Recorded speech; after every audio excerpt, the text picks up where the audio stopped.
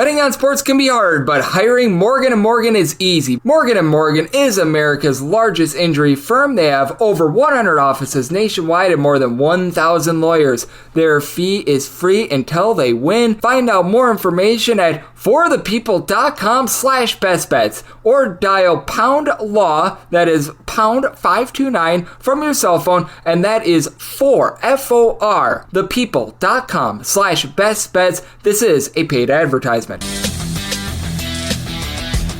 warmer brother low, welcome to lovely Las Vegas for Coast to Coast Heaps with myself, Greg Heaps Peterson, now part of the Beast and Family podcast. We've got an excellent podcast for you as we're rigging in the new year with our good friend Curtis Rogers. He does such great work over at 710 Seattle Sports, taking a look at this great game of college basketball that we all know and love. He's going to be chatting about what we're seeing right now in Big Ten Conference play, what we've seen with regards to some of these home underdogs, the way that travel is just making things oh so murky in so many of these conferences as well. So we've got ourselves a great chat with him coming up in segment number 2. In the final segment, going to get you guys picks and analysis on every game on the betting board for this college basketball Wednesday, this first Wednesday of the new year, as we hit some bank shots. If you do have a question, comment, segment idea, what have you for this podcast, you have one of two ways we offer those in. First one is my Twitter/X timeline at @GNet_D1. Keep in mind, letter CM, they mean does not matter, so as per usual, please do send these into the timeline. The other way is find an Apple Podcast review. If you rate this podcast 5 stars, it is very much appreciated, and then from there,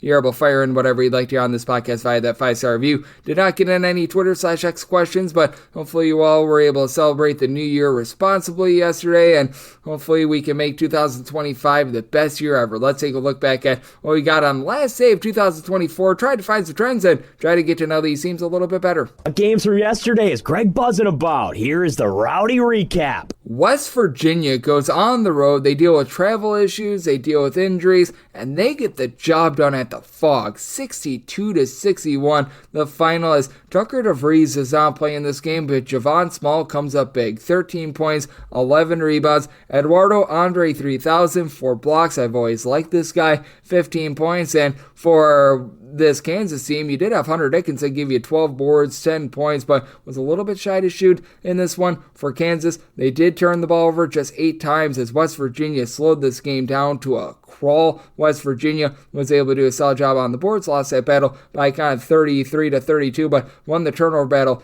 8-6 as well. So big time kudos to them, and big time kudos to this team as well. St. Bonaventure now 12-1 against the spread. That is the best mark in all of college basketball. As home underdogs, they get the job done outright on the money line against VCU. This by kind of 77-75. As for the Bonnies, you had Noah Brown give you 20 points, and Melvin Council, well, Council was in session. 20 points, 8 boards, 4 assists. For the Bonnies, they go 5-15 from 3, and VCU 11-31 from the outside. As Philip Russell went 6-12 from 3, 26 points, but for VCU, they also did lose the turnover battle in this one, 11-6. They won the rebound battle 33-30, but St. Bonaventure, they hold up. They have Chance Moore, give them more on the glass with 12 rebounds, and they persevere, they get the job done. It's been a less than savory year for a lot of teams out there in the ACC, and the less than savory year for Syracuse just continues as Wake Forest, who's now 4-10 against the spread, they do go on the road, they get the job done against Syracuse by kind of 81-71. For Wake Forest, finally some 3-point shooting positivity. We'll see if more of that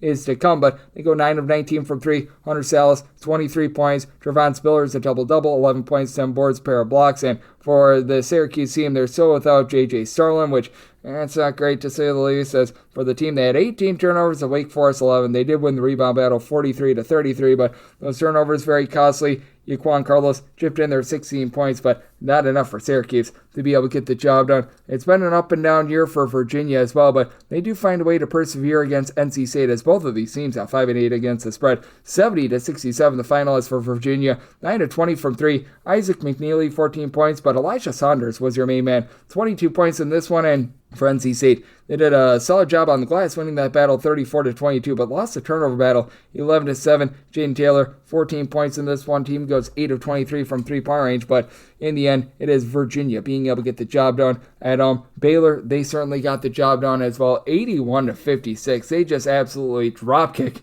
this Utah team, as we saw a lot of home teams be able to come through over the last few days. We'll see if there's going to be more of that moving forward, as Utah had been one of your better against the spread teams in the conference, not just at 6-6. But that said, for this Baylor team, they did a nice job being able to drive it inside as they only go 9 of 32 from three-point range, but they go 16 of 18 at the free throw line. No Chad Omier, 15 points, 14 rebounds, and for Utah, 7 of 30 from three-point range for them. Hunter Erickson is 13 points off the bench, actually led the way for the team, and for Kentucky, they've been one of your better against the spread teams this season.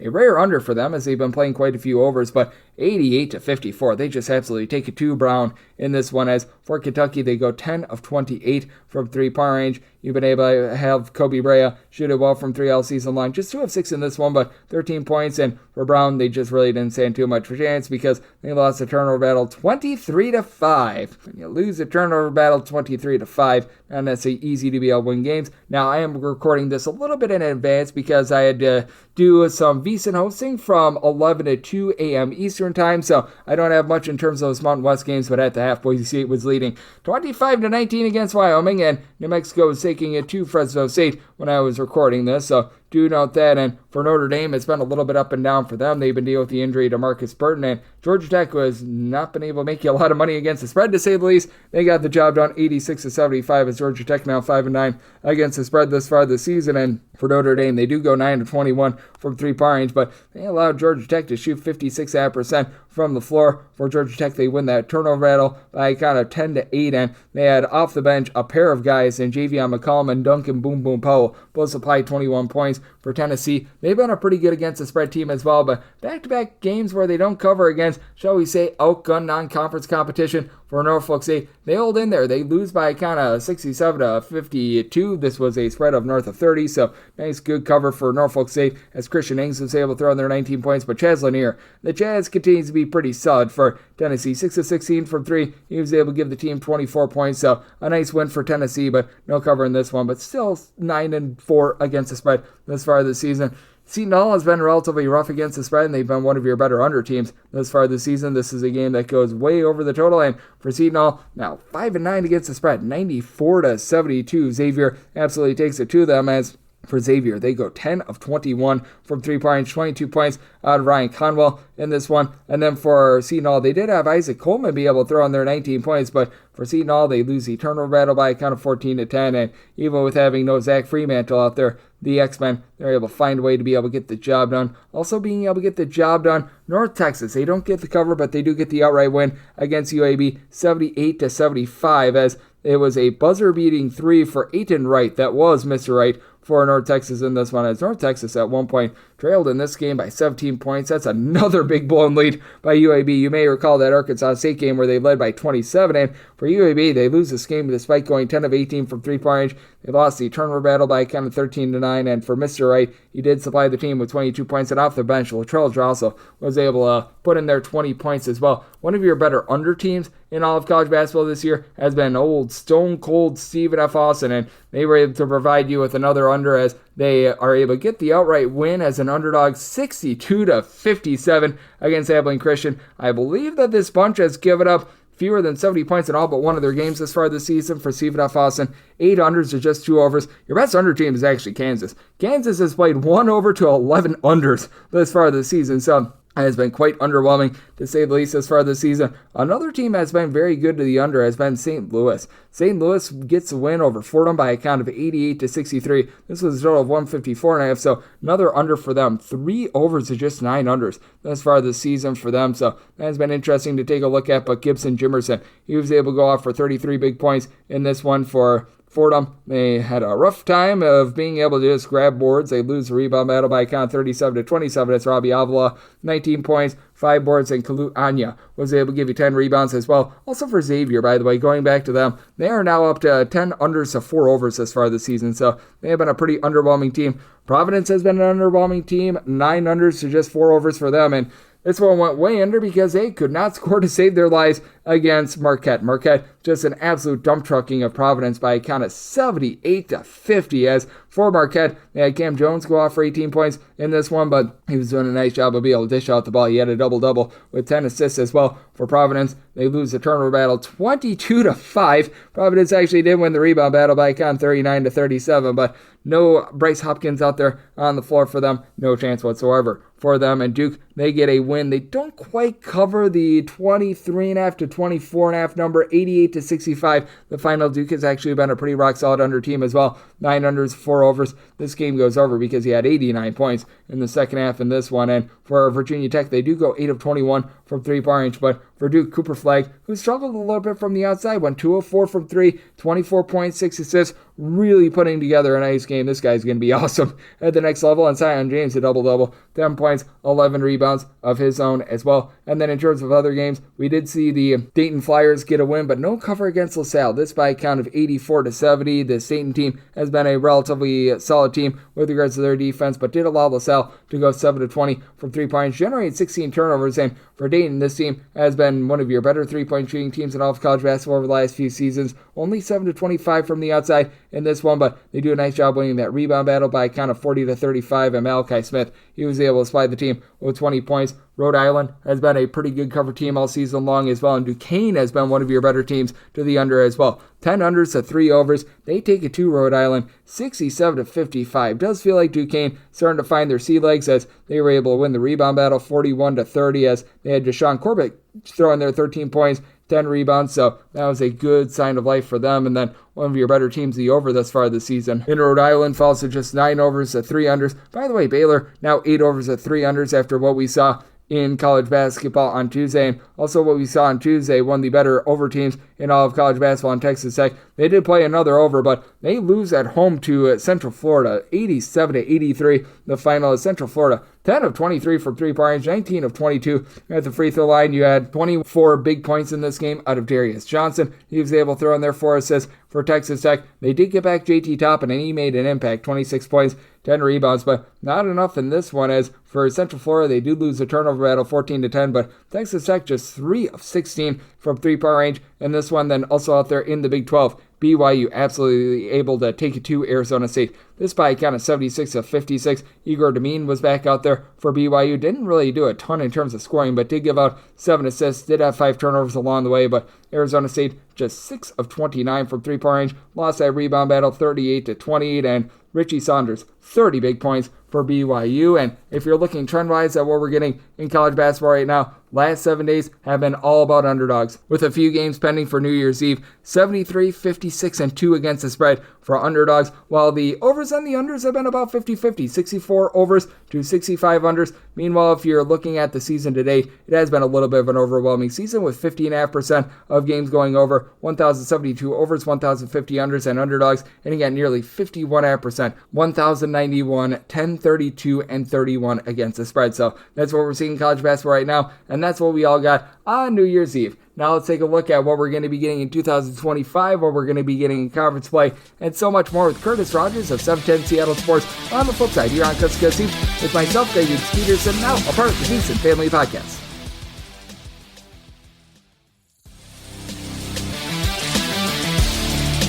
And we're back here in lovely Las Vegas for Coast to Coast Hoops with myself, Greg Peterson, now part of the VSiN Family Podcast. Always great to be joined by this man as Curtis Rogers does an absolutely superb job taking a look at this wonderful game of college basketball. He's over there at 710 Seattle Sports, where he's our all-encompassing utility man, whether you're wanting to talk about a little bit of football, whether you're wanting to talking about college basketball, baseball, you name it. He does it. He does an incredible job on so many different fronts. You're able to follow him on Twitter/X at a kid from Kent altogether, and it's always a pleasure, my friend. Thank you so much. Hey, Greg, no problem. We keep ourselves busy this time of year. Absolutely. Everywhere you look, there's something to do. And college basketball is at the very forefront of what we're doing. And I just love that we are now entering conference play. Students coming back to campus here over the next week or so. These gyms are going to be packed to the brim. This is the meat of the college basketball season now. No more out-of-conference games, really, that you can impress the selection committee with. Now you got to make sure that you've dotted your I's, you've crossed your T's in conference play, because these are the only games that you can really make sure that you're impressing the committee with. Absolutely. And how much do you think that it is for a lot of these top teams that are going to be playing on, say, like Wednesday, Thursday, like January 1st, January 2nd, all the way through? I would say that next Monday on the 6th, it's just hold down the fort until the fans get back because, as we know, there's a lot of kids that are still going to be on winter break. There's a lot of kids that are going to be off campus until really that next Monday because we are still a part of the back half of the holidays. And I do think that for a lot of these top teams, it's just all about not stubbing your toe in that first, perhaps second game of conference play. Yeah, it is interesting, just kind of the energy of some of these buildings because they are so reliant upon their student sections, and you just don't have as many students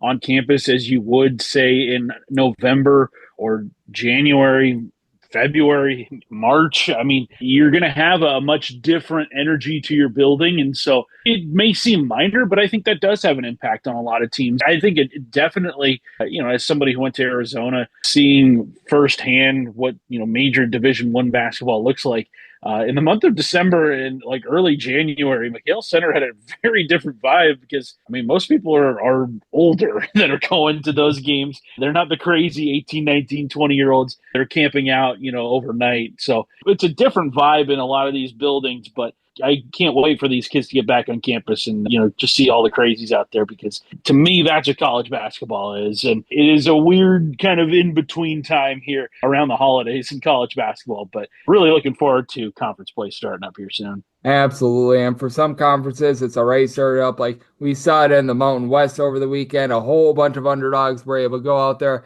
and they were able to surprise. And just how do you take a look at these conference games as opposed to non-conference games? Because I do think that the familiarity factor, which isn't as big this year just because we do have a lot of conference realignment, see the Big Ten, see the Big 12, all those different conferences. But I do think that really does play a big factor. And I do think that things, for lack of a better term, tighten up as a result this time of year. Absolutely. And especially in the Mountain West where their realignment isn't going to start hitting until the following season when you have teams like San Diego State, Colorado State, when they make their exodus, Boise State to the new Pac-12.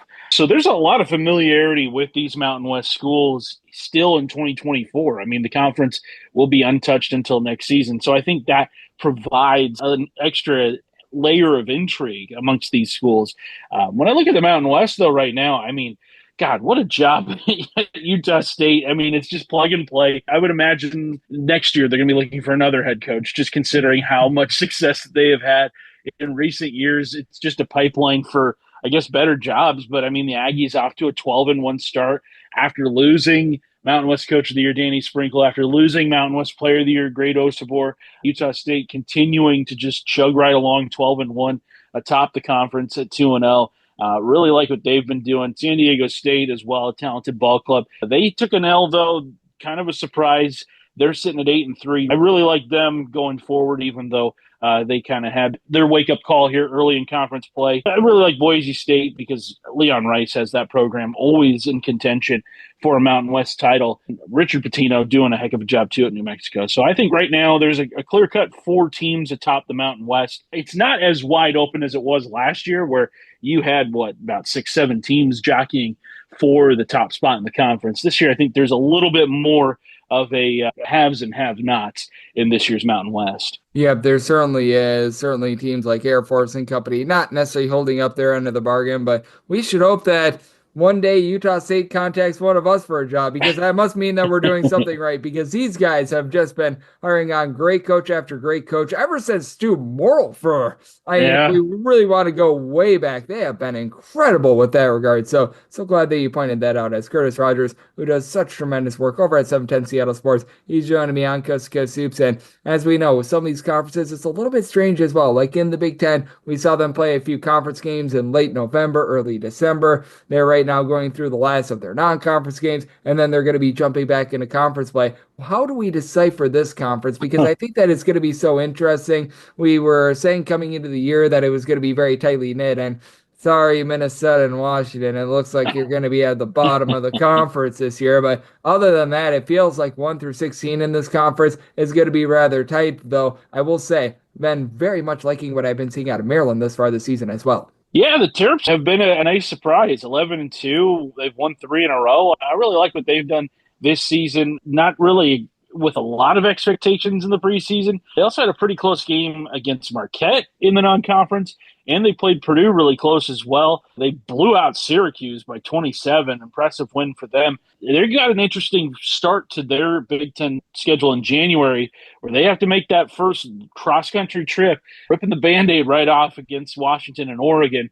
That Washington game, I think, should go in Maryland's favor, especially considering Washington losing to Seattle U. We'll talk about that a little bit, because that is the first time in a long time that Washington has fallen to the Red Hawks. But that Maryland-Oregon game on January 5th, that's an intriguing one, especially with the afternoon tip-off, especially because afternoon college basketball games on a Saturday, those are always fun. But I'm looking at this Big Ten standings right now, Greg, and boy, yeah, you mentioned Washington, Minnesota. You can kind of probably wave goodbye to them already in the early portion of conference play. One team that has really been kind of an intriguing one to me in the Big Ten right now is UCLA, especially considering the win against Gonzaga, but then they had the loss to North Carolina. They beat Arizona. I mean, they're just so kind of up and down right now. I think I believe more in the up of UCLA than I do in the down. So I think that's why I think the Bruins are going to be a force here, entering the meat of Big Ten conference play. I know we've got a pair of those conference games already played, but I think the Bruins are going to be a team that makes some noise in the Big Ten. And heck, Oregon sitting there at number 9 in the AP, they're going to be a fun team to watch as well. I don't necessarily think they are the favorites to win the Big Ten, just because how much can we really buy in to a team right now that is in top 10 ranking that just, no one really thought of them as that at the beginning of the season. So I'm looking at right now UCLA as a team to be reckoned with. And by the way, how about Ohio State with the huge win over Kentucky? Didn't see that one coming. Impressive win for the Buckeyes there. Really good stuff from Diebler there, their first-year head coach. Really like what he's done. I get that they're 9-4, but they've won 3 in a row. They're stacking some wins right now. Yep, they certainly are stacking some wins, and that's going to be a lot of fun to see what we get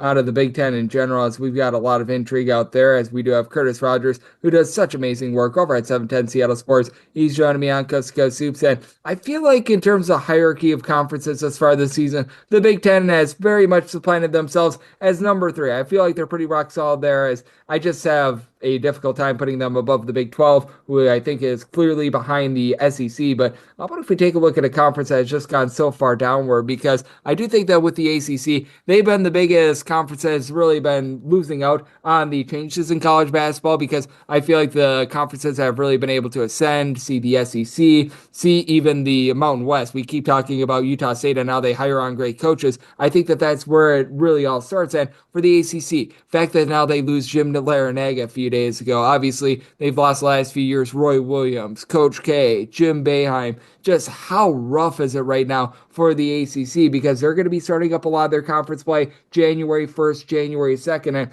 I just look at this conference and they've really fallen down the wayside, for lack of a better term. I just don't know if they're going to be able to recover until they make some fundamental changes with regards to that conference. Yeah, it's not the ACC that I've grown accustomed to as the premier conference in college basketball really over the last 20 years. And another name that left the conference, Tony Bennett at Virginia as well. Yes. So, I mean, there's just name after name after name that has left within the last 4 or 5 years that, I mean, if somebody had told you that, they would have looked at you shocked at just maybe 1 or 2 of those names. Now, I think the writing was on the wall for Coach K and Roy Williams. They were both getting up there in age, and maybe the same with Jim Larinaga. But, Tony Bennett was a stunner.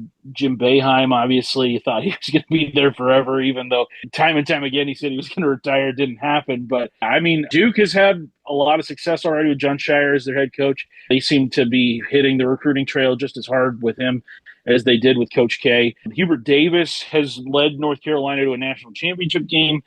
They've had some varying levels of success in the regular season. Obviously, the huge disappointment of being the preseason number 1 ranked team a couple of years ago and then missing out on the NCAA tournament completely. We'd never seen that happen before in college basketball. But yeah, this ACC, I mean, it is so wide open. It makes me wonder, a team like SMU, who is currently 11-2 and has some very deep NIL pockets, it makes me wonder if they're a team that's going to maybe kind of work their way up in the conference over the next couple of years. Clemson is another team. They've had some recent success making it all the way to the Elite Eight last year. So I think this ACC is in definitely rebuild mode. It is a conference that you would expect to see up near the top year in and year out. And it's just so strange to see that it's really just Duke right now that is kind of waving that flag on a national level for the conference. I hope that the conference is able to kind of stick together. I know with realignment, you can never predict things. I know Florida State has been very displeased with how the ACC has kind of treated their football program. Same goes for Clemson. But, and as we know, football is kind of the reason for all of this conference realignment. But I think right now in the ACC, I mean, if you're looking for any team that's going to maybe sneak up there and kind of take advantage of this lull that they're in, SMU to me looks like one that could potentially be one of those sleeping giants. Yep, they were able to make the college football playoff. They pretty much bought their way into the ACC, and the ACC should be very thankful that they did, because without SMU right now, man, things would be looking even worse for this conference. As Curtis Rogers, he does an amazing job over at 710 Seattle Sports. He's joining me on Coast to Coast Soups. And Curtis, just looking at the landscape of college basketball and some of these teams, is there a few teams that are right now standing out to you that either you're feeling a little bit bullish/bearish on as we are starting to get into conference play, and as we are starting to get into really where the rubber meets the road in college basketball? They're only 5-8 right now in the WAC, but boy, oh boy, Seattle U getting that victory over Washington after, I believe it was like 45 years they had waited. They weren't even Division I for a big portion of those 45 years. Shout out to Chris Victor and his ball club going into Heck yeah and knocking off Washington. I mean, that was a win a long time coming. Everybody I know that is associated with that Redhawks program felt as though like the monkey is finally off their back. They're able to finally say that they have knocked off the giant. I get that Washington is not the Washington of, say, the Lorenzo Romar years or anything like that. But still, I mean, they're the top program in the city, and now you've got bragging rights for the next year or so. So shout out to the Seattle U Redhawks for getting the job done against Washington. Shout out to them. Shout out to that program. That was a big win for them, especially considering that they're off to the WCC next season. So a lot of forward momentum going on there. Some other teams that are impressing right now, heading to the Big 12. How about West Virginia right now? I really like what they have done this season.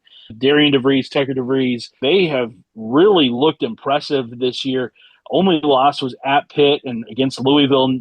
Both of those, Pitt has been a really good team in the ACC this season. We didn't talk about them, but West Virginia has that win against Gonzaga. They have a neutral site win against Arizona. They've beaten Georgetown. They are rolling right now. Really like the play of Javon Small this season. He has looked really, really good for them, averaging nearly 20 and 5 a game. I think this West Virginia team is one that I would be keeping an eye on here as we enter the start of Big 12 play. And I think the key for West Virginia is getting back Tucker DeVries as well, because if they can get back Tucker DeVries, they can be firing all cylinders, because they are a little bit thin with regards to their rotation. That is going to be so big for them. And as we know, the father-son connection has been working very well there, and I do think that that's going to be a lot of fun to be able to dive in on. And these first few days coming out in the new year as well, we're going to have a lot of really big games, as well as that New Year's Day game between the UConn versus DePaul. That's really the lone ranked team that we see there. But January 2nd and beyond, it really starts to get going there. And I think that is going to be interesting, what we see in terms of like that Oregon versus Illinois game, because we talked about it a little bit in passing, but the dynamic of these teams having to go out to the West Coast, like Illinois is going to need to. I know you were mentioning that Washington is going to be hosting Maryland. I think that that's going to be the biggest takeaway for me, because we saw how big of an impact it was in college football, both with the Big 10 and the Big 12. And I think that in terms of Big 10 play, it's going to be so interesting, because home court has meant so much in this conference in recent years. And now throwing in there the West Coast teams, the environments in some of these places, like, I'm sorry, but I'll point it out with Washington, not quite what you're going to find typically with like the Breslin Center or the Kohl Center, but all that travel is really going to rack up on these teams, in my opinion. Agreed. And another thing too about West Coast travel in college basketball is you're not taking a bus from city to city. It's not like how it is in the Midwest or in the New England area, where you're able to get from campus to campus within an hour or two. No, you're going to have to hop on a flight from one city to the next. Eugene to Seattle, that's probably about a 2.5 hour flight. It's not an easy flight to make, for these teams. And I mean, if you do want to bus it, you're going 5 hours. Like, that's not an easy road trip to make. Whereas a 5-hour road trip in the Midwest, and Greg, you're from the Midwest, that's going to get you across a couple states. So The travel out here on the West Coast, not for the faint of heart, especially when you're used to going in a day, you can make it and still have the majority of your day left to you. So, yeah, I think these teams, Illinois and Maryland, baptism by fire here to start off the Big Ten schedule for them. I'm excited to see how they handle it because it is not easy. And as we saw in the Pac-12 era, there are certain road trips, a couple city stops where you got to be on your P's and Q's or else you're going to get knocked off. Yep, you certainly are going to, and it's going to be a rubber meets the road sort of weekend for those teams, and it is going to be fun to see what we get this weekend all throughout the season in college basketball. Curtis, I know that you're doing an amazing job taking a look at this sport and really everything that we're seeing out there in the Pacific time zone, as well as you do a tremendous job on the baseball front, as well as we know there's been quite a few interesting signings over the last few days, and I know you do the Seattle Mariners pre- and post-game hosting, so you've got your finger on the pulse of that and so much more. So let the good people at home know it's all on tap for you and how people can follow along on social media and other platforms. Yeah, a lot of great stuff coming up here. Reacting to the Gonzaga-UCLA game over the weekend, Bruins knocking off the Bulldogs. And then also, like Greg said, it's a tiebreak scenario 101 that we've got going on in terms of NFL clinching scenarios. The Seahawks need, 12? They need the ultimate parlay to hit next Sunday. They need 12 specific outcomes to hit in order for them to make it to the playoffs. But still alive. Yeah, it's still very much alive, but who knows if that will happen. But we've got a lot going on. SeattleSports.com is the place to be. Like Greg said, you can download all of that content, whether it be at SeattleSports.com, Apple Podcasts, Google Play, Spotify, and then follow along on Twitter and Instagram at Kid from Kent. And Greg, always happy to hop on with you. Love conference play. And we're going to get some of that here once we get past the holidays. So Merry Christmas, Happy New Year to you, and look forward to talking to you in the new year. Absolutely, and it is always a holiday treat whenever we get Curtis aboard. He does such a great job breaking down this great game of college basketball, and every single time he joins me, lends such great insight. So a big thanks to Curtis for joining me on Cuss Cuss Hoops, now part of the VSiN family of podcasts. And coming up next, it is that time of the podcast. I give you picks and analysis on every game on the betting board for this New Year's Day Wednesday as we hit some bank shots.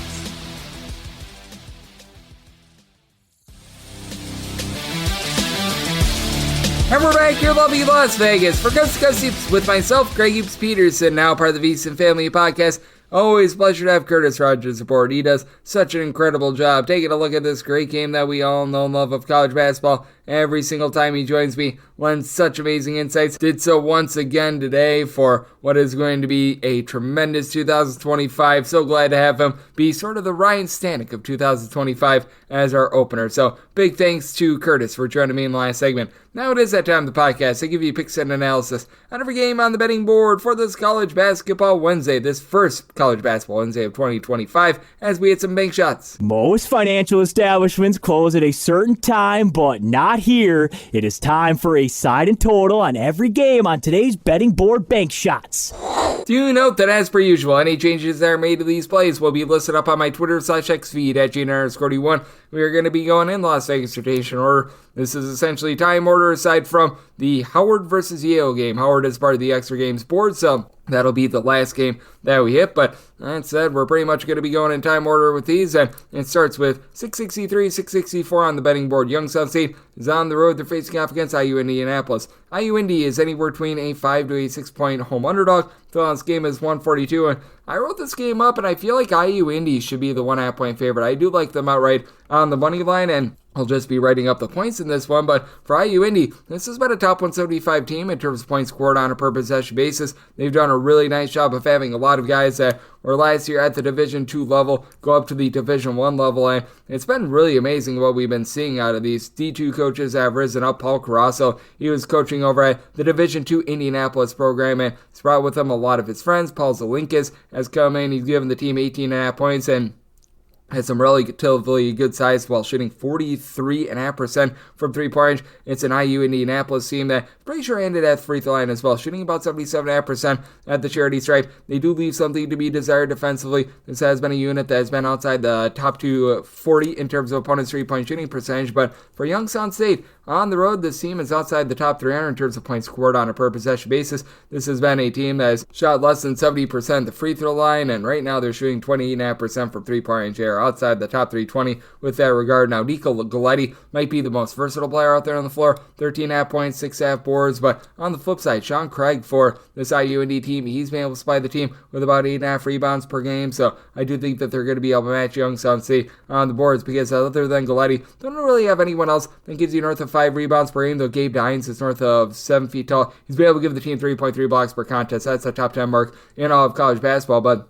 backcourt has been inconsistent. Juwan Maxey, Jason Nelson combining for about 16 or so points per contest. They do an okay job combining for about 5 assists per game, but for Youngstown State, it's a little bit more of an up-tempo team, but they do turn the ball over 12 plus times per contest. They've been able to do an okay job generating some turnovers. They themselves have been a nice three-point shooting defense, but I do think that IU Indy does a great job down low, and for this Youngstown State team, having to be on the road, playing a noon game on New Year's Day out there in the city of Indianapolis, I think that's a little bit tough for them. I do like IU Indy right on the money line. Do you think that IU Indianapolis is able to find some holes in this Youngstown State defense? So semi-total 145.5, also went on the over. 665, 666 on the betting board. VMI is on the road against East Tennessee State. ETSU finds themselves as a 16-point favorite, and your total on this game, it is 147, and I'm going to be willing to take the points with VMI. I did set VMI as a 13-point underdog. Do think that's going to be a little bit of a rough conference slate here for VMI, but I feel like they're a little bit improved from where they have been a season ago. And for East Tennessee State, the team has been able to ascend with their offense. They've taken a little bit of setback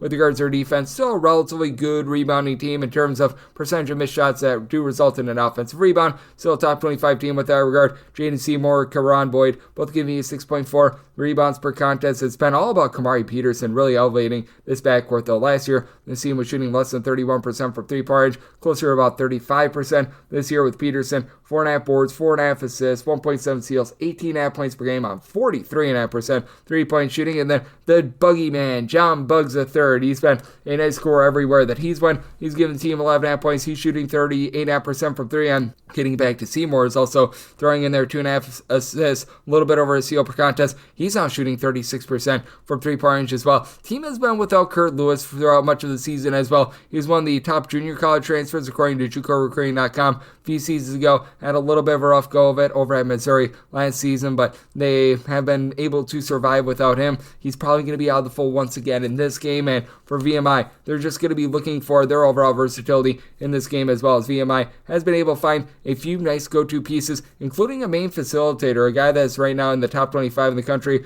with regards to assists per game, as you've got Tan Yiziglu, who's been that, about 5.5 assists, 8 points per contest, just shooting about 34.5% from three-point range, and Augustus Cludilas has been able to throw in there 15 points, and he's been able to shoot about 34.5% from three-point range. Now, for VMI, though, the offense has been quite a bit better this year.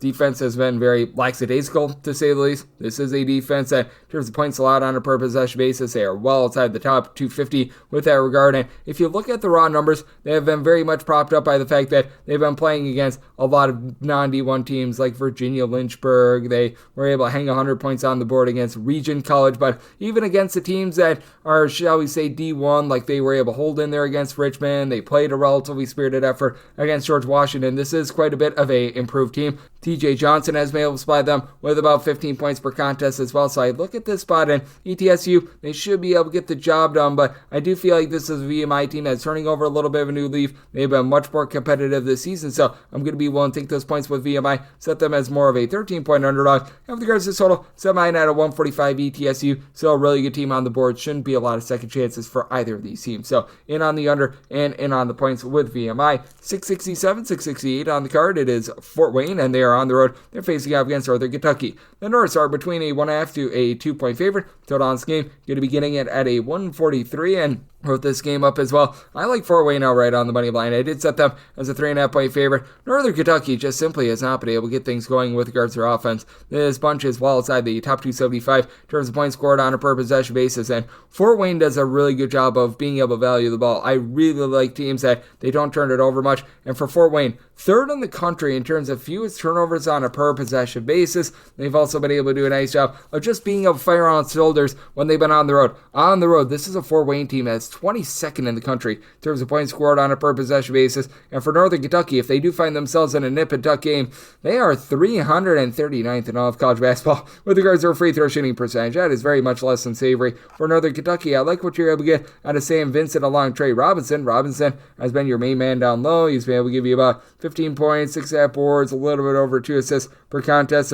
That's very helpful, 17 plus points in 4 out of the last 5 games. But for Vincent, he's not necessarily a guy that's going to light you up from 3. Does give you about 2 steals, 4.5 assists, 5 boards, and this is a Northern Kentucky team that is a top 50 team in terms of turnovers forced on a per possession basis. But Fort Wayne has also been a team that has been pretty solid at being able to generate some turnovers, as well as you've got each of your top 3 scorers give you at least 1.2 steals per game. You've been able to have Rashid Bello give you good versatility, coupled with Jalen Jackson. Jackson being that top scorer with 18.5 points. He's shooting about 33% from 3, and Bello's shooting 39% from 3. 4.5 assists, steal and a half, 13 points per contest. This is a Fort Wayne team that has outgunned down low. They're outside the top 225 with regards to their rebound rate, but Eric Mulder still give you about 7 boards, 9.5 points per game. He's got a bit of versatility with a steal per game himself. I really like the way that this Fort Wayne team is able to go deep with regards to their backcourt as well. Northern Kentucky just has had big time issues being able to put points up on the board. To their credit, they have given up 62 points or fewer in 3 of their last 4 games against D1 competition, but even for Fort Wayne, this team just continues to ascend with regards to their offense.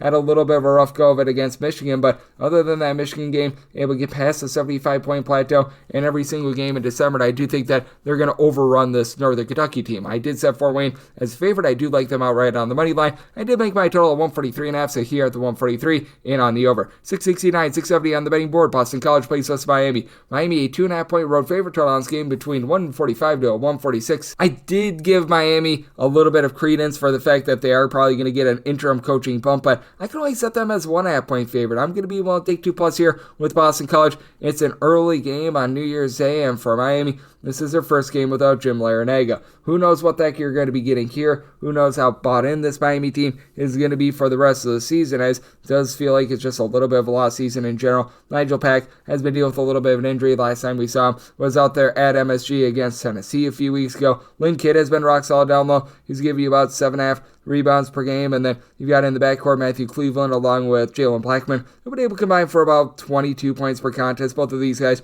shoot north of 39% from 3, as for Miami, the offense is not really the issue for this team. For Miami, still a top 40 team with regards to points scored on a per possession basis, but outside the top 260 in terms of points allowed on a per possession basis. Now for Boston College, they win that Cayman Islands Classic, and ever since then, everything has went down the toilet bowl for them, but they do have a nice go-to guy, Donald Hand. He's been able to give other teams a hand with 15 points, 7.5 boards, shooting in the mid-30s from 3-point. Elijah Strong, well, he has been strong in terms of his just overall contributions, 5 boards, 10.5 points, shoots 36% from 3 points. Boston College themselves, well inside the top 125 in terms of points allowed on a per possession basis, and strangely, it just feels like Boston College has been playing worse at home rather than on the road. I'm not sure how, I'm not sure why that has been happening, but especially with regards to their defense, it's taking a little bit of a fall off when they've been in the city of Boston. But I do think that for Boston College, they hold in this game against a Miami team that, again, has just been so poor with regards to their defense. Boston College could use a little bit more from some of these guys like Roger McFarland and company with regards to scoring, but Chaz Kelly giving you some facilitation should be able to keep this team relatively lively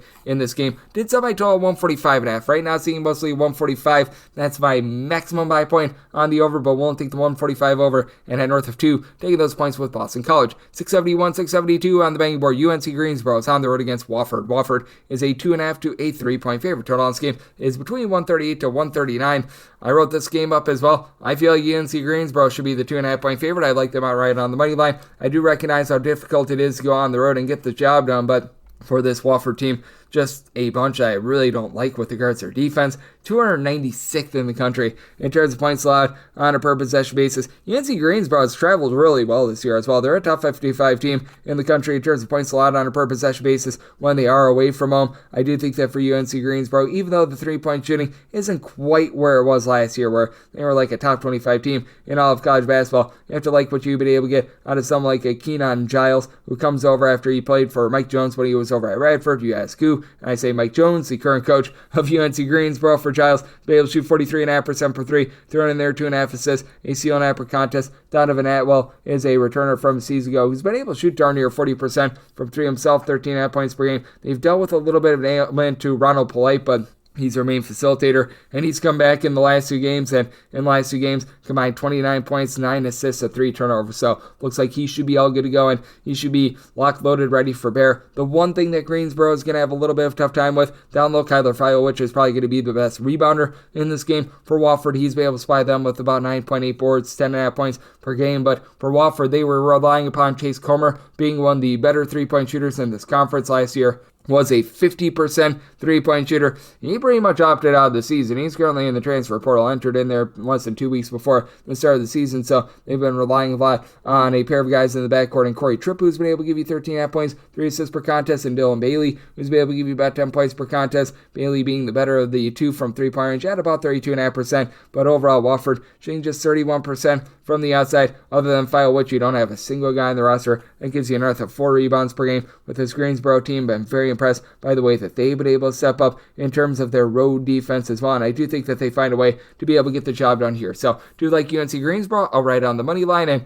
with regards to this total, I did set mine at a 138.5. Greensboro outside the top 300 in terms of total possessions per game. I think that they're just sufficient enough to be able to get this 138 over. So, in on the over and the money line of Greensboro, 673, 674 on the betting board. Furman is on the road against Western Carolina. Western Carolina is a underdog at home of 9 to 9.5 points, and your total is anywhere between 144 to 144.5. I'll be writing up this game as well, and I'll be writing up the under. We have seen a massive tempo shift from Furman this year. They are currently outside the top 315 in terms of total possessions per game, and not like Western Carolina is absolutely gunning it as well when they're at home. On the road, they've actually been a very up-tempo team. On the road, they're a top 50 team with regards to total possessions per game. At home, they're a little bit above average. If you look overall for the season, they're more around about 25th in the country in terms of total possessions per game, but they're doing absolutely nothing with these possessions because they're outside the top 330 in terms of ball security. They are 361st in the country in terms of points scored on a per possession basis as well, and I do think that Furman should be able to take it to them. That's a big reason why I did set them as a 12.5 point favorite. I'm going to be willing to lay it with Furman. Furman has just been really efficient with their shot making. Now, if you look at the shot quality numbers, it should be seeing a little bit of fall off. PJ Smith has been able to give the team 17 points, 3.5 assists. Right now, shooting 50% from 3 again. Should see a little bit of fall off there, but team as a whole, they're shooting 36.5% from 3-point range. You've had this team be solid down low. Cooper Bowser, Garrett Hine, they're combining for a little bit over 10 rebounds per game. You've gotten good contributions out of Ben Vanderwall, who's able to give you about 6 points, 4.5 boards, and even though he really doesn't pop it from 3-point range or anything like that, he's able to generate about a steal per contest, things like that. And Furman has crept into the top 100 in terms of points allowed on a per possession basis. This is a Furman unit that has now given up 64 points or fewer in each of their last 3 games against Division I competition. Meanwhile, it's a Western Carolina team that, if you look at what they've done against D1 teams, they had a triumph over Bellarmine where they were able to put up 86 points, but that is the only team that they've been able to exceed 70 points against thus far this season, and as a matter of fact, this team has scored 68 points or fewer in all but 2 of their games against D1 foes thus far this season for Western Carolina. You've had Cord Stansbury be able to give you a little bit over 11 points per contest, but team as a whole shooting less than 30% from 3-point range. They haven't been awful down low. You've been able to have a duo in Marcus Kell along with Vernon Collins be able to combine for about 9 rebounds per game. You've had Bernard Polite be able to throw in their 7.5 boards, 11 points per game. So I think these guys have been a little bit okay on the interior on the boards, but that said, I do think that Furman going to be able to take it to them, and I think that Western Carolina just continues to turn the ball over as they have all season long. So it's a circumstance where I'm going to be writing up the under in this ordeal. And with Furman, willing to lay up to 12 with them. 675, 676 on the betting board. Pittsburgh plays us to Cal. Cal is a 14-point underdog, and the last game is anywhere between 153.5 to a 154, and with the Cal Golden Bears, I did set them as a 13.5 point underdog. Here at the 14, that is my buy point on them. For Cal, they need to improve that defense as well outside the top 225 in terms of points allowed on a per possession basis. And for Pittsburgh, even though they do have a few injuries, mainly the Damian Dunn injury that he is out for the season, he's been able to supply the team with 11 points per contest. They've still been pretty rock solid in terms of generating offense. They're keeping things clean and, shall we say, mistake-free. Only about 10 turnovers per contest. They shoot 77% at the free throw line, and it's all because you've got Ishmael Gatlan, Jalen Lowe doing a good job getting low for a little bit over 34 points per contest. These 2 guys combining for a little bit over 11 rebounds per game. Lowe has been that main facilitator with 6 assists, 1.8 steals, with about 2.5 turnovers per game, but Cam Corn is able to give you 5 boards per contest. Guillermo Diaz-Graham, good versatility, 7.6 boards, true 7-footer that he's capable of popping threes. He shoots less than 30% from three-point range, though, and for this Cal team, they've been missing quite a few pieces for much of the season. BJ Omot has only played 4 games this season. They haven't been missing for half the season DJ Campbell, but now he was able to get back out there in that game against San Diego State, and I do think that that's going to be able to help them out, as they've had Andrei Stojakovic be a really underrated scorer. He's actually averaging 19 points per contest, shooting 36% from 3, a former top 50 recruit that's starting to live up to that billing. And they've had a freshman in Jeremiah Wilkerson step up. He's been able to supply the team with 12 points per contest, 12 plus points so far the last 5 games. With so many injuries, he's had to step up, and he's been able to do so, but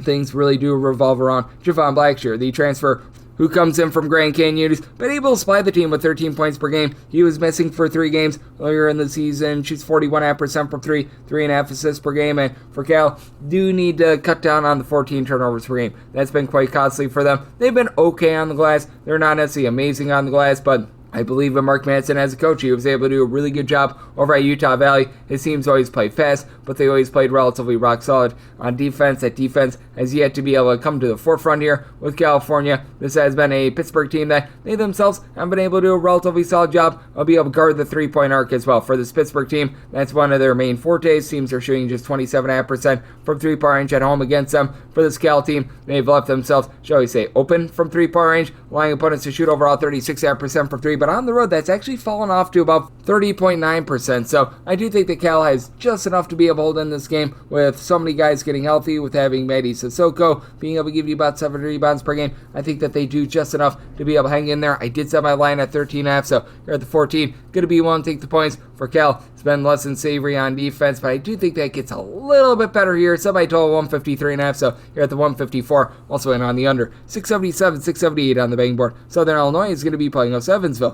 Evansville is a 9-point underdog, and so on this game it is 138 to 139, and I did set my line at a 9 as well. Seeing a few straight 8.5s out there, and an 8.5, I'm going to be willing to lay it with Southern Illinois. For Southern Illinois, they're under the tutelage of Scott Nagy, who's really changed around this team. They were one of the slowest teams in all of college basketball season ago. Now they're ranking in the top 150 in terms of total possessions per game, and they get to go up against an Evansville team that just has not been able to find scoring all season long. Well, it's at the top 275 in terms of points scored on a per possession basis. Like what I'm seeing out of Gabe Pizzato. Pizzato, 15.5 points. He's been able to shoot from three-point range right around about 32.5%, as Evansville as a whole, they only shoot 28.5% from distance. So you can get a guy shooting north of 32%. That's actually been rock solid for them. Tanner Cuff has been able to give you about 6.5 boards, 16.5 per contest. He's been able to do his part for the team, but you need a little bit more, in my opinion, down low out of Connor Turnbull. Turnbull, someone that began his career out there at the power conference level for Butler, just really couldn't find his footing when he was over at Butler and was dealing with some injuries as well. Just has not been able to give you a lot with only about 5.5 points per game. And when it comes to Southern Illinois, the biggest key for them, just cutting down on the turnovers. They've been turning the ball over about 13 times per game, but I like what I'm seeing out of Ali Abdu-Diba. He actually began his career in the state of Illinois. He began his career over at Chicago State. He's done a nice job being the main scorer with about 15 points, 4 boards, shoots from three-point range about 34.5% from the outside. Team as a whole, they're shooting about 33% from three-point range, but I've had Elijah Elliott be out of the lineup for quite a bit for this team, so that's meant that Kennard Davis has had to step up in a big way. He's been able to do so. He, along with Shader and Sharp, have both been able to give you about 2.5 assists per game. You've been able to get out of Davis more like 14 points per contest, and Sharp, he himself has been someone that's been dealing with quite a bit of injury. He's been missing for about 4 or so games this season, but he's been able to return to the lineup. He's now given the team some nice contributions in terms of drawing it out, 2+ assists in each of the last 4 games since he's been able to return some. That gives them another look in the backcourt, and I do think that this team is still going to be able to do a solid job down low, despite the fact that they've only got one guy that's able to give you north of 4.5 rebounds per game. That'd be Jared Hensley, because with this Southern Illinois team, it has been a bunch that has been a whole lot greater than some of our parts team, with a lot of guys that do give you right around about 4 or so rebounds per game. Southern Illinois does need to do a better job guarding the outside. 321st in all of college basketball in terms of opponents' 3-point shooting percentage, but this is an Evansville team that they're leaving quite a bit of something to be desired as well, allowing opponents to shoot north of 34% from three-point range at home. And when you combine that with the fact that Evansville just has not been able to do a good job of being able to close out and allow opponents to get only one opportunity. They are 340th in the country in terms of rebound rate. Do think that Southern Illinois going to be able to just overrun this Evansville team? So it is a circumstance where with Evansville, do you think that they're going to get overrun down low and that'll allow Southern Illinois to be able to get the job done with Southern Illinois? Place them as a 9-point favorite side at 8.5 or less. Willing to lay it in. I'm in on the over, so I might total 143 with the way that Southern Illinois has really been increasing its tempo. 679, 680 on the betting board. DePaul is going to be playing us UConn. UConn is a road favorite of 10.5 points. The last game is 146.5, and with UConn, I did set them as 8.5 point favorites. So you're at the 10.5. I'm going to be willing to take those points with DePaul. Now, DePaul has really beaten up on lesser teams in the step-up games. It's been quite a bit more difficult for them, and for DePaul, they're going to be matched up with a UConn team that has been one of the best on the glass in all of college basketball. For this Connecticut team, in terms of overall rebound rate, have not really seen too much of a fall off this year. They're still a top 20 team with that regard, and for DePaul, they're ranking more around 52nd in the country, and we've just seen this DePaul team be so much better at home rather than on the road. If you look at them in terms of points scored on a per possession basis, they're a top 40 team in all of college basketball when they're at home. On the road, they're well outside the top 100, so we've seen a massive fall off. And the big thing for DePaul, they do need to cut down on the turnovers. They've been turning the ball over, turning it 13 times per contest, but Jacob Myers has been able to supply this team with 15 points per contest. For DePaul, you still have the good versatility out of 6'10" David Skogman, who last year shot 46% from three-point range, and somehow, someway, he's proving that that's not a fluke. He's shooting 47.5% from three-point range this season. Team as a whole shoots 39% from three. That's a top 40 mark in all of college basketball with this DePaul team. They've also been able to do a solid job of not allowing opponents to get a lot of second-chance looks, so they themselves are not doing the world's greatest job of being able to drum up those looks for themselves. They've been able to allow opponents to shoot only about 30.5% from three-point range. Do you, though, think that UConn is going to be able to find some holes in this defense, as we have seen DePaul really do a nice job taking into the likes of Loyola Maryland, these lesser teams, and then again, when they do go into conference play, when they play against other power conference teams, been less than savory, to say the least. Alex Caravan is going to be an issue for them, 16.5 points, 5 boards, shooting 42% from three, and UConn as a whole does shoot 36% from three. Again, I will say with UConn, they've got a lot of the same things that DePaul has, and that they have beaten up on the lesser competition than in the step-up games. They've been a little bit less than tremendous themselves, but in terms of assists per made field goal, they're a top 20 team in the country. They do a nice job dishing it out. Top 10 team in the country in terms of two-point shooting percentage, top 30 team with regards to free throw shooting percentage, so they're doing the little things well, and they're turning the ball over less than 10 times per contest. They really aren't going to force a lot of ball pressure, though. They're only generating about 11.8 turnovers per game, so that allowed DePaul to be a little bit free roaming. And for this UConn team, when they've been on the road, they've been a bottom 20 team in terms of opponents' three-point shooting percentage as well. So it's a good old situation of something he's got to give. I did set my total 142.5. Much of that UConn three-point shooting defense away from them came in the Maui Invitational, and as we know, the Maui rims are very, very generous. They were playing against some of the best teams in all of college basketball in that tournament, so do think that we're going to see a little bit of a fall off with that. I do think that you see some positivity for that UConn three-point shooting defense and some negativity with DePaul's overall three-point shooting, but that said, do think that DePaul has just enough to be able to hold in there. Set my line at 8.5, going to be taking the points and the under. 681, 682 on the betting board. It is Tulsa. They play us a Rice. We give our to Lane Kiffin. Go Owls, as a Rice does find themselves as 3-point underdogs in your total on this game between 140.5 to 141.5.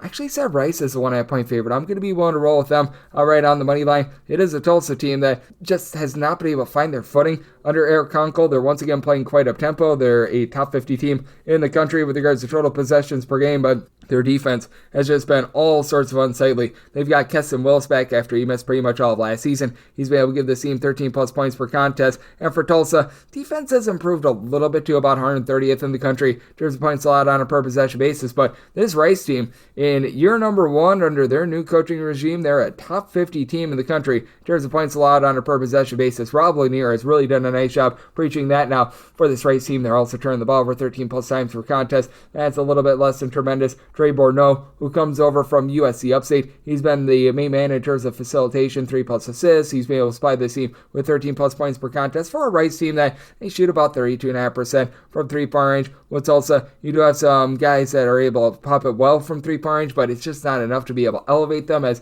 they're right now about 304th in the country with regards to their three-point shooting percentage. And the biggest question mark that I have for Tulsa is who's going to be able to grab the boards, as Barrington Carrington, he's come over from Minnesota. He's been able to give you about 5 rebounds per game. You've got Isaac Sminky, hopefully I said that correctly. He's been able to give you about 5.5 boards per contest as well, but I mean, really outside of Keston Willis, who's right now shooting 41.5% from three, you really don't have a ton from the outside. Isaiah Barnes has been able to shoot about 36.5% from three, but he's been missing for 3 games here in late November, early December as well. So he's been in and out of the fold. Matthew Reed, I thought, was going to take some nice strides forward. 5.5 points, 4 boards, was expecting a little bit more there. And DeWan Odom, he's a nice edgy suffer, comes over from Georgia State. 13 points, 4 assists, a steal, 5 rebounds per game. But again, not really too much of an outside force. And for Rice, even though this is a team that they turn the ball over quite a bit, they do go up against a Tulsa unit that hasn't necessarily been the world's greatest at being able to put ball pressure on you and generate turnovers. For their tempo, only about 11.8 turnovers per game is a little bit unsightly. And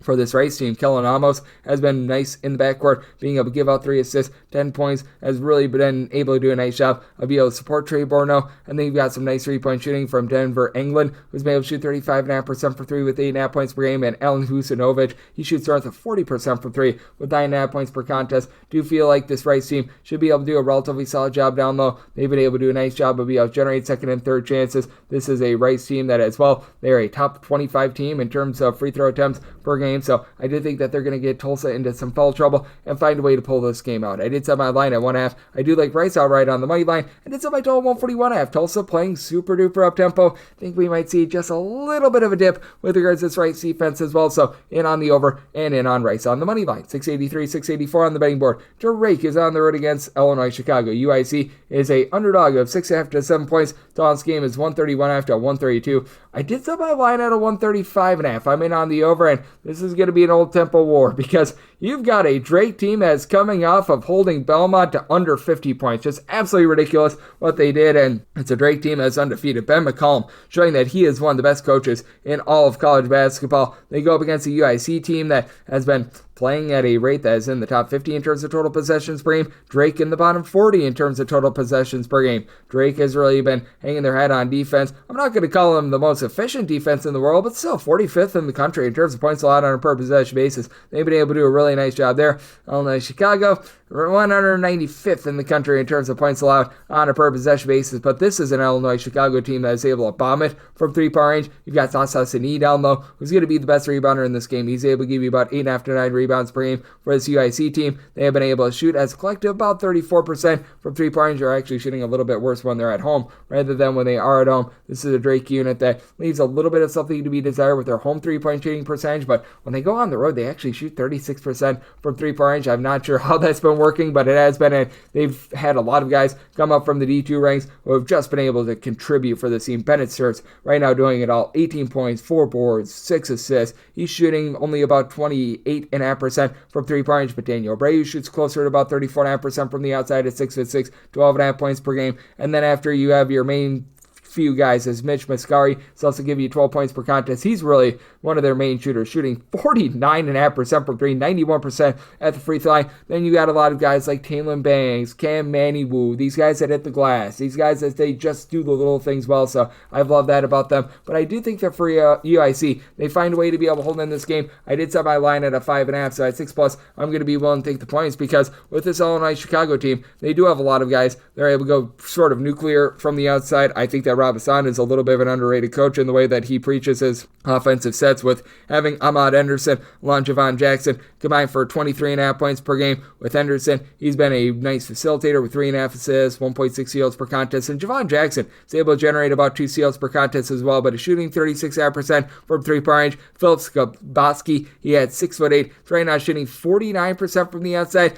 Again, that should be going downward, but in the very rare instance that he takes a 2, he's only taking about 1 per game. He's shooting 90% from inside the arc as well, so he's been pretty efficient with regards to that offense. It is a UIC team that turns the ball over a little bit more than what you'd like, and this Drake team has been good at being able to generate turnovers, but I do think that you're going to find just enough outside shooting from this UIC team to be able to hold in this game. And again, with Drake, they've done a nice job of being able to pop it from 3-point range when they've been on the road as well. And for this Drake team, a top 10 team in the country in terms of not allowing you to get a second chance as well. But do think that for UIC, they get this game sped up a little bit more. Drake does find a way to be able to get the job done, as they've been a little bit of a chameleon, but did set my line more at a 5.5. Here at the 6.5 to 7. Won't take the points, and I'm in on this total over. 685, 686 on the the betting board, Clemson is playing host to Stanford. Stanford is a 10.5 to an 11-point underdog. Thought on this game between 142 to a 142.5. With Stanford, I set them as a 9.5-point underdog. I'm going to be willing to take the points. Stanford is just really doing the little things well. Kyle Smith, he's instilling nerd ball over there at Stanford, and Stanford, as we know, has a bunch of smart kids, and he's used to that because he actually began his coaching career over at Columbia, was able to lift them to a 25-win season once, which, I mean, that's just a Herculean feat. But next being Radon, the true 7-footer, 21.5 points, 11.5 boards, a block, a steal per contest while shooting 38+% from three-point range. Samford not amazing from three-point range, not terrible from three-point range, at about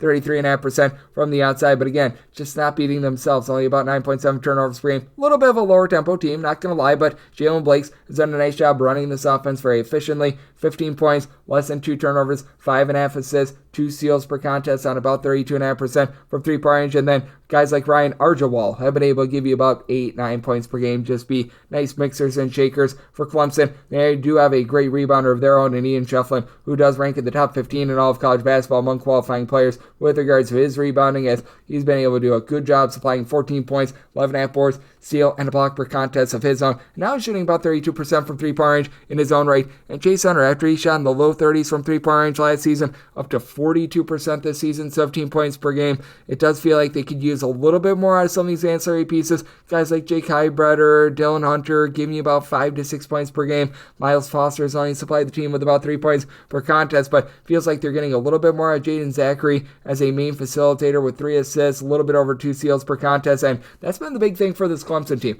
They're starting to generate a few more turnovers than they have in past years. They're a top 75 team in terms of turnovers forced on a per possession basis. That's helped out a defense that year in and year out typically is a little bit rough. They've been able to get after it on the glass, but I do think that with Stanford having that versatility with Rayon and company, going to be able to keep them lively. That road trip is going to be difficult for Stanford, but they're a low-tempo team that I think is going to be looking to slow the game down, and I think that they have some success with it. I did set my total 139.5. I'm in on the under, and I'm going to be willing to take 10 plus here with Stanford. 687, 688 on the betting board. Louisville plays host to North Carolina. North Carolina is in a pick'em game / seeing them as a 1-point underdog in a few spots. So on this game, it is 164.5. Did set my total at a 163.5. I'm in on the under for Louisville. I just need to see it to believe it with their three-point shooting, and I think that it's going to be coming up just at some point because right now they're still shooting less than 30% from three-point range. Pat Kelsey assembled a really nice roster, and he's been able to get some good facilitation out of Chucky Epern, who's been able to give you north of 4.5 assists per game. He's been able to supply the team with north of 13 points per contest, and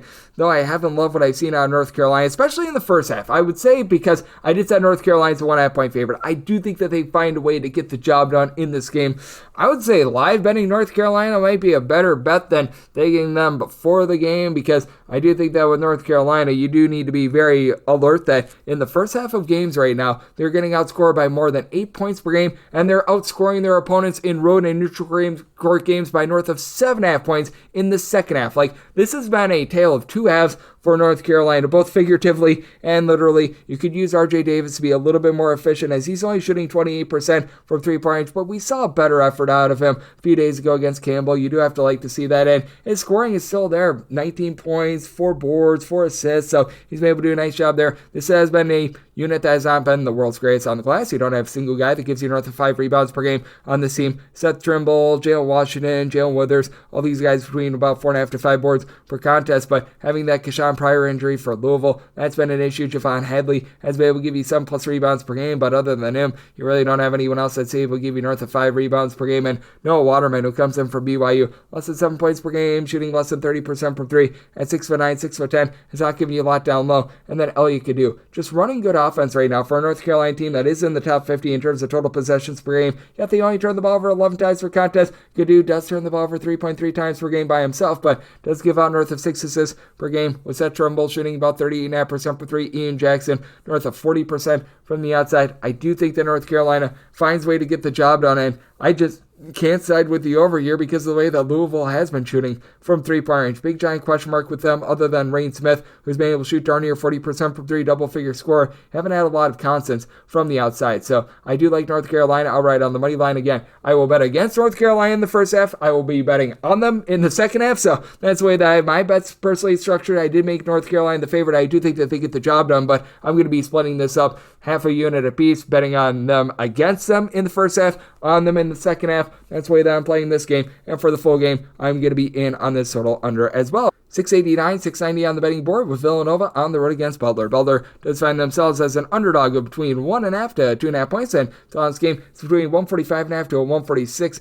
I did set my line at a 2.5. This opened up at a 1.5. Personally, I'm willing to lay up to 2 with Villanova. Villanova has been able to find it on offense because Eric Dixon is right now the top scorer in all of college basketball, supplying the team with north of 25 points per game. He's been shooting north of 40% from three-point range. This guy is going out there and he is putting Villanova on his back. Like, where Villanova would be without him, I don't think anyone knows. He's also been able to throw in there about 5.5 rebounds per game. You've had Wuka Poplar be able to step up as well, and this team has been better on the glass than I expected. And Yak Boyaki, who began his career at Fresno State along with Arizona State, about 5.5 rebounds and a block per contest. He's been pretty rock solid there. Poplar, 13 points per game. He's shooting about 35% from three-point range, and it's a Villanova team that as a whole, shooting 40.5% from the outside. That's a top 20 mark in all of college basketball. They do go up against a Butler team that has been having their fair share of issues at home. They already lost Austin Peay at home. They already lost to North Dakota State at home, and a big reason why has been just the fact that they just have not been able to hold up defensively in a lot of these cases as well. For Butler, they're a top 30 team in the country in three-point shooting percent, shooting 39% from the outside. Jamal Telford, Pierre Brooks have been able to combine for 30.5 points per contest. Both of these guys give you right around about 4.5 or so rebounds per game, and each of your top 5 scorers, by the way, for Butler, all give you at least 4.4 rebounds per game. It's just that they're a really top-heavy team. You have Finley Bizjack, who's been able to give you some facilitation with about 2.5 assists per contest, but really doesn't give you too much on the offensive side of things in terms of three-point shooting, giving you only about 6 points per contest. This team has been turning the ball over a little bit north of 12 times per contest, and to the credit of Butler, they only do allow opponents to shoot in that neighborhood about 31% from three-point range, but they really do get cash on the inside. They've been allowing a couple too many second and third chances as well, which I think is going to be their ultimate undoing in this game. This Butler team, in terms of their overall rebound percentage, they're about 104th in all of college basketball. Meanwhile, you've got a Villanova team that's really been able to upgrade with that regard as well. Again, with Villanova, typically a team that's been a little bit lesser on the boards, 28th in the country with that regard. I do think that they're going to be able to find some second and third chances. I do think that Villanova is going to have the best player out there on the floor that finds a way to be able to get the job done in this game. And for Butler, even though they have been a very slow tempo team, they are outside the top 200 with regards to total possessions per game. And you've got a Villanova team that they themselves don't necessarily play with a lot of pace as well. Both of these teams have been very efficient with regards to their offense. I do think that you're going to be seeing that once again here. I did set my total 146.5. I'm in on the over, and I'm willing to lay up to a deuce with Villanova. 691, 692 on the betting board. Chattanooga is going to be on the road against Mercer. Mercer is a underdog of 2.5 to 3 points. Toss game between 154 to 155, and I did set my line at 3. So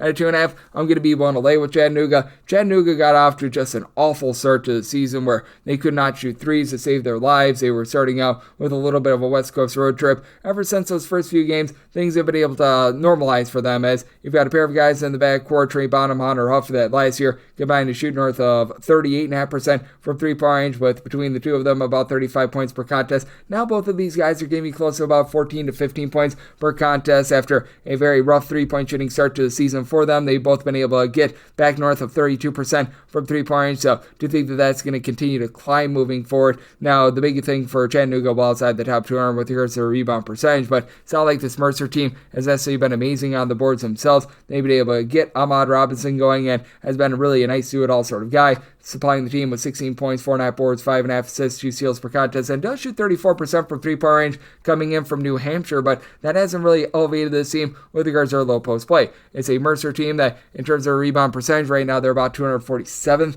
in all of college basketball. They've had Alex Holt be able to supply the team with 6.5 rebounds per game, and on the flip side, Sean Cusano has been able to give you about 5.5 rebounds per game for his Chattanooga team, but also with Mercer, 13 turnovers per game while shooting 32% from three-point range. Tyler Johnson, not part of the issue. 16 points, shooting nearly 40% from three-point range after coming up from the non-D1 level, but Cam Bryant, the transfer from Georgia Southern, only giving you about 2.5 rebounds per game. Expected a little bit more there. They've got some nice shoulders and Brady shoulders, so he gives you 5.5 points, 5.5 boards per contest, but for Chattanooga. Also being able to have a team that just keeps things a little bit cleaner with the ball. They're only turning the ball over about 10 times per contest, albeit they're a team that doesn't necessarily generate a lot of turnovers. I think that's going to be boding well for them, especially with Mekhi Richardson giving you a bit of versatility. 6 points, and he's been able to pop it from three relatively well in the few times that he's needed to from three-point range. Badge Wyland was dealing with a little bit of an injury earlier on in the season, but he's all good to go. He's giving you 11 points per contest, which Chattanooga has been a bunch has had a little bit of difficulty being able to guard the three-point line, but it's not like this Mercer team has necessarily shot it well from three-point range as well, especially with this Mercer team at home specifically. They're shooting only 25.5% from three-point range. That is a bottom 35 mark in all of college basketball. I do think that Chattanooga team has been getting a little bit better with regards to their defense in terms of points allowed on a per possession basis. They're checking in about 208th in all of college basketball. Find a way to be able to get the job done here. And what I think is going to be a higher scoring game. Did set my total at 155, so at the 154 in on the over, and I'm willing to lay up to 2.5 with Chattanooga. 693, 684 on the betting board. Indiana State plays us to Bradley. Bradley's a 4 to a 4.5 point road favorite. Total on this game between 157 and 157.5. Did set my total 153.5. I'm actually going to write up the under. For Bradley, right now they are shooting well north of 44.5% from three-point range and north of 45% from three-point range on the road. In the last 8 years, we have seen one team in college basketball shoot north of 43% from three, and now they go up against an Indiana State team that is allowing opponents to shoot only about 23.5% from three-point range at home. I don't think that Bradley's three-point shooting offense is sustainable. I certainly don't think that Indiana State, when it's all said and done, is going to allow opponents to shoot less than 25% from three-point range at home either. So I do think that you get something in between A and B that'll be just enough to be able to keep this game under. Now for Indiana State, this has been a flamethrower on offense as well. This Indiana State team has gone past the 80-point plateau in each of their last 7 games, but now you go up against a Bradley team that is in the top 125 in terms of points allowed on a per possession basis. It is a Bradley team that's well outside the top 150 in terms of total possessions per game as well. They're looking to slow things down. You've got Zeke Montgomery, who does a good job in the backcourt with a steal, 13.5 points per contest, and Duke Dean, 4.5 assists to about 1.5 turnovers per game, 15 points per game. It is a Bradley team that they turn the ball over about 12 times per contest. Nothing great, nothing terrible there, but I also do think that the 7-footer and Amit Janovic, who's been able to give you about 3.5 boards, doesn't necessarily give you a ton of block shots, but does a nice job just clogging things up down low. Is going to be big against an Indiana State team that has not really had a ton of production down low. Marquise Harding has been able to give you 9.5 points, 5 boards, and at about 6'10", is shooting about 30% from three-point range. As a whole, Indiana State does shoot 36.5% from the outside, but they do get a little bit too fast for their own good. Indiana State, a top 50 team with regards to total possessions per game, but also a team that does turn the ball over north of 15 times per contest. Not going to call Bradley like an amazing team at being able to generate turnovers or anything like that, but I do think that they should be able to win this battle down low. Indiana State about 140th with regards to their rebound percentage. Bradley closer to about 120th with this regard. I do think that Bradley finds a way to get the job done with Bradley. I do think that we're going to start to see their three-point shooting taper off a little bit, and even with that tremendous three-point shooting, still doing a rock-solid job on defense. So, Seth Bradley is a 7-point favorite, willing to lay the number, and wrote up the under. I set my total at 153. 695, 696 on the betting board. Sam Samford plays us to the Citadel. The Citadel is a 19.5-point underdog. Total on this game between 154 to a 155.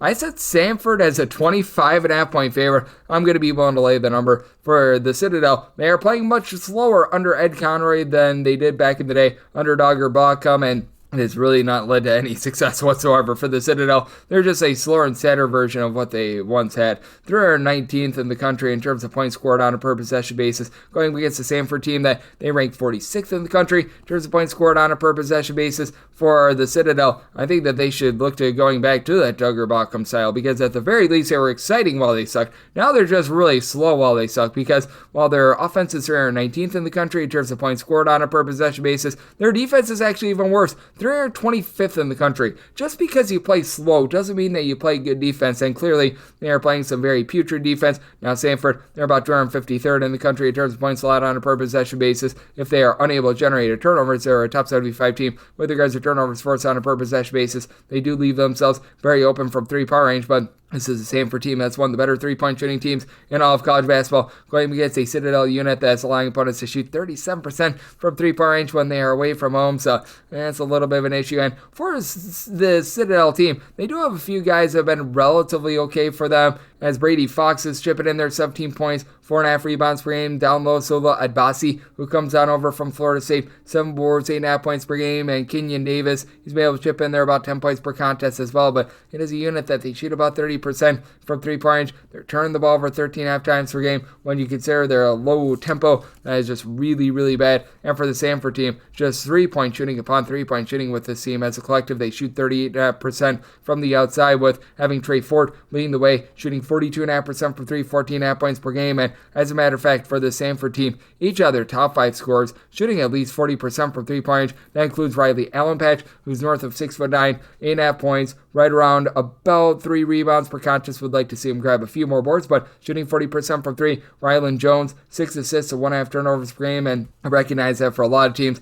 right around about 12.5 to 13 turnovers per game, a little bit too many, but considering that Samford is a top 50 team in terms of total possessions per game, it's completely acceptable, especially when they're able to generate about 17.5 turnovers per game as well. Do think that Samford going to be able to get this game cranked up tempo for the Citadel. I think that they're just going to be completely thrown out of sorts. I think that they're going to need to go into chase mode because they're going to be trailing by so many points. I did set my line at 25.5, won't delay it with Samford, and I'm in on the total over as well. Set my total 155.5, 697, 698 on the betting board. Another game now right up as Valparaiso is on the road against Missouri State, and Missouri State a 3.5 to a 4-point favorite. And your total on this game between 140 to 140.5. I did set Valparaiso as an underdog of 5 points, so I'm going to be willing to lay with Missouri State, and I did write up the over. I did set my total at a 145. Both of these teams outside the top 180 in terms of points allowed on a per possession basis, and Missouri State at home shooting about 39.4% from three-point range. That's the top 60 mark in all of college basketball for Missouri State. Their offensive numbers are a little bit warped at home just because they played that triple overtime game a little bit earlier in the season. I believe that was against Tulsa, so makes them look like they're playing a little bit faster than what they are. But Diz White has given the team 17.5 points, 3 assists per contest, all while being able to shoot about 38.5% from three-point range, 40% three-point shooter. Jackson King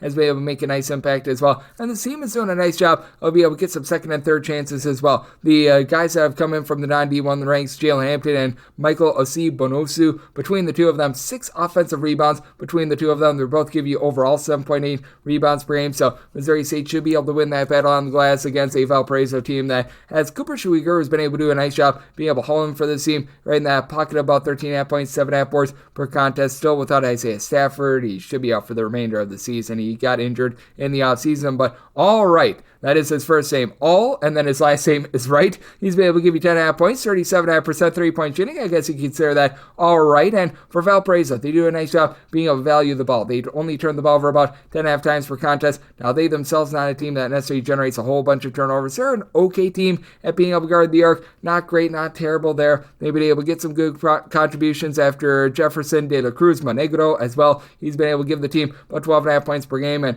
what I can say about this Valparaiso team is in a nip and tuck game, their top 6 scorers, all but one of them shooting north of 80.3%. The free throw line is collective. They do shoot 80% at the charity stripe. That's the top 15 mark in all of college basketball, but I do think that Missouri is going to be able to find some nice inroads here. You do have Darius Eviero giving you some nice facilitation on the Valparaiso side with a little bit north of 3 assists per game as well. But some of these lesser guys like Wesley Oba and company are starting to give you more contributions. And Vincent Brady, his 13 points, 5 boards. I do think that lifts Missouri over the top in this game. So did set Missouri as a 5-point favorite. Going to be one to lay. And then with regards to right up in on the over, set my total at 145. This is the last game on the normal Las Vegas betting board before you hit our one extra game. Belmont, they're on the road. They're against Northern Iowa, 699, 700 on the card with Northern Iowa, a 7.5 point favorite. Totals between 152.5 to a 153, and did set Northern Iowa as a 6-point favorite, so I'm going to be willing to take the points with Belmont. Belmont coming off of scoring less than 50 points in their game against Drake. Prior to that, they had gotten to 75-plus points in pretty much each of their last 5. So, that was a little bit of a culture shock for them. I do think that they're going to bounce back against the Northern Iowa team that is actually even slower than Drake. They're outside the top 300 in terms of total possessions per game. Certainly not as efficient on the defensive side of things as Drake. And the big thing for Belmont is they need to be able to guard the three-point line. Belmont overall this season 332nd in the country in terms of their three-point shooting defense, but they allow opponents to shoot 41% from 3 at home, closer to about 33.5% away from home. And Northern Iowa has been a top 50 team with regards to their three-point shooting percentage. They don't necessarily have the world's greatest rebounding, but They do a solid job of not allowing opponents to get a lot of second chances. They themselves aren't necessarily going to be generating a whole bunch of those second chance opportunities as well. But that said, you've got a team that has a collective. They're right now shooting about 39.5% from three-point range. Jacob Hudson at 6'11", shoots just below 40% from three, 13.5 points, a little bit over 2 assists per contest. Trey Campbell has been that main facilitator, 9.5 points, 4.3 boards, 3.3 assists, a little bit over a steal per contest, and he shoots 46% from three-point range. Dighton Anderson has been that mean rebounder, giving you about 7 boards per contest. But I do think that Belmont is going to be able to do a nice job matching up on the glass because, again, with this Northern Iowa team, even though they do a nice job of not allowing you to get second chances, they themselves are outside the top there in terms of offensive rebound rate. It is a Belmont team that has been able to get quite a bit of production with 7 boards and 12.5 points per game. Of the 6'9" combo player, Jonathan Pierre was part of that D2 Nova Southeastern team that won the national title a few seasons ago. Tyler Lundblade is continuing to shoot 50% from three-point range with 12 points per contest. I do think that that's going to be going downward at some point, but having Brody Peebles come in, be a nice go-to scorer with about 10.5 points per contest. You've got 6 different guys for this Belmont team that are supplying at least 9.2 points per game. I think that that's going to be big. Again, with Belmont, they're relying a little bit too much from the outside, but they are generating about 13 turnovers per game, while Northern Iowa not quite doing as much of that. It's a Northern Iowa team that they've been solid but not great with regards to three-point shooting defense. I do think that even though this is going to be a lower possession game, I do think that both of these teams are going to be very efficient in terms of their shot making. So I did set my total 156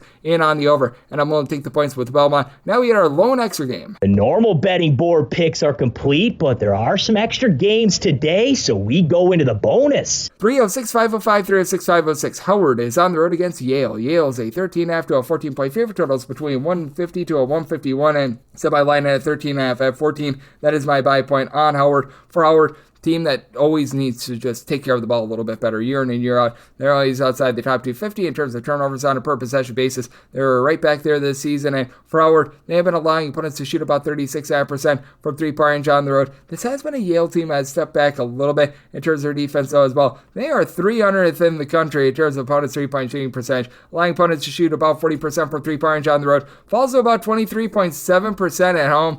I can tell you right now that home opponent three-point shooting percentage not necessarily sustainable, as Yale is currently about 158th in the country in terms of points allowed on a per possession basis, so that's something that is a little bit concerning. But for Yale, John Polakidis has been able to supply the team with 15 plus points per contest. He's shooting north of 40% from three-point range. You do have to like what you're seeing there, but I do think that for Howard, even though they are a little bit outgunned in this game, and they just have not been able to get some of the guys out there that they were expecting. They brought in a Syracuse and Duquesne transfer in Amir Hima, who he was supposed to be able to give this team quite a bit of something down low at 6'11". He just hasn't been able to give you that. Blake Harper has been very versatile, 17.5 points, 6.5 boards, right now shooting 36% from three. And Howard as a whole, I recognize that there was a game or two against non-D1 teams. They've been able to shoot about 39.5% from three-point range. That's a top 40 mark in all of college basketball. They've dealt with the injury to Bryce Harris, who was one of their top scorers from a season ago, but Marcus Dockery has continued to give you 16 points, shooting 44.5% from three, and the LaSalle transfer in Anwar Gill,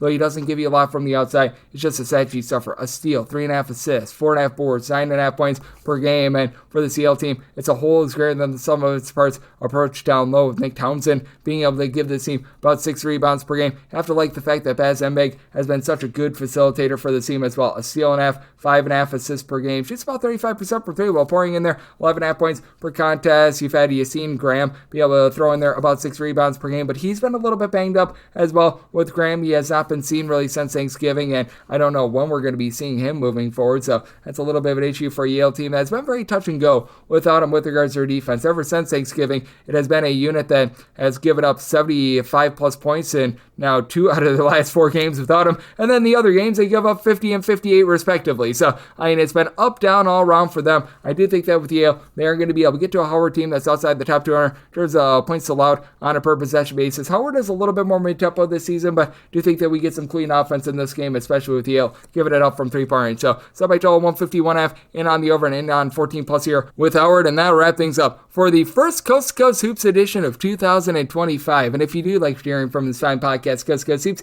you're able to subscribe wherever your podcast, Apple Podcasts, Google Play, Spotify, Stitcher, and TuneIn. If you have a question, comment, segment idea, what have you for this podcast, you have one of two ways we offer those in. First one is my Twitter /X timeline at GDN_D1. Keep in mind, letters EM, they mean does not matter, so as per usual, please do send these into the timeline. And the other way is find an Apple Podcast review. If you rate this podcast 5 stars, it is very much appreciated. And then from there, you're able to fire in whatever you'd like to hear on this podcast via that 5-star review. I'm coming at you guys every single day here in 2025. Regular season, off season, bunch of games, no games whatsoever. It doesn't matter. I'm with you guys every single day. Also, big thanks to Tristan Freeman of Boston Brackets for joining me in segment number 2, and I'll be back with you once again tomorrow. Thank you. If you work in quality control at a candy factory, you know strict safety regulations come with the job. It's why you partner with Grainger. Grainger helps you find the high-quality and compliant products your business needs to inspect, detect, and help correct issues. And the sweetest part is, everyone gets a product that's as safe to eat as it is delicious. Call 1-800-GRAINGER, click Grainger.com, or just stop by. Grainger, for the ones who get it done.